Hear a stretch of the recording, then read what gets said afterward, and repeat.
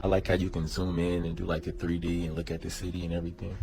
But my issue is that when you zoom out and you go into outer space, this Earth that we live on turns into a cartoon. This is a cartoon now. Where is the real Earth? Oh, that's right. Space ain't a real place. That's why this camera doesn't go into outer space. In fact, I'm going to show you right now where these images come from.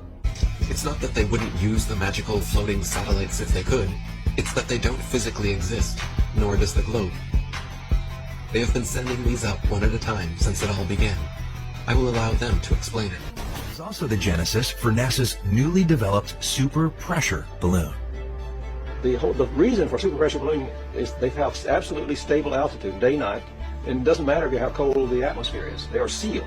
So your shape is always the same, you always displace the same amount of air, and therefore you have the same amount of buoyancy all the time. NASA's been using balloons for science research for over 30 years. The exploration that can be done on balloons is continuing to grow. The standard balloon that I fly is about 660 feet long when it's made. So let me get this straight. It is now public knowledge that they send up satellites on massive helium-filled balloons. As you should know, NASA is the largest consumer of helium in the world, for obvious reasons. But the issue with society is that they never critically think. Just think for a second here. If these are sent up to provide the world with all of the important information we need, and I'm sure the entire process is expensive and difficult to accomplish, then please explain to me what in the flat world do these pathetic animations do for you? Do they make you happy inside? Are they so super duper cool that you cannot see past the obvious CGI? The fact of the matter is everything NASA sends up on a balloon simply hovers above our motionless Earth. That is why they rarely speak about orbiting satellites, and of course, they never show footage.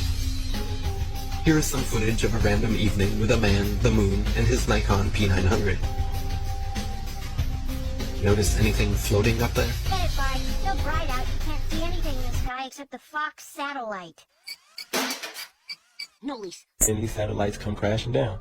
They fall out of the sky with those helium balloons attached to them all over the world. But you don't hear about it because you likely get your information from mainstream media. And I'm going to tell you why that's a bad idea. The same people that own the news are the same people that are perpetuating this hoax, all right? If you want the truth, you got to find it yourself. Plans came crashing to the ground. The failed launch of a balloon carrying a multi-million-dollar space telescope had onlookers scrambling for safety.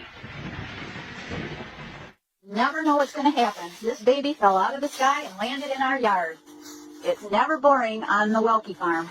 Thank God there's no horses out or it didn't hit the house. And it's still going and flashing.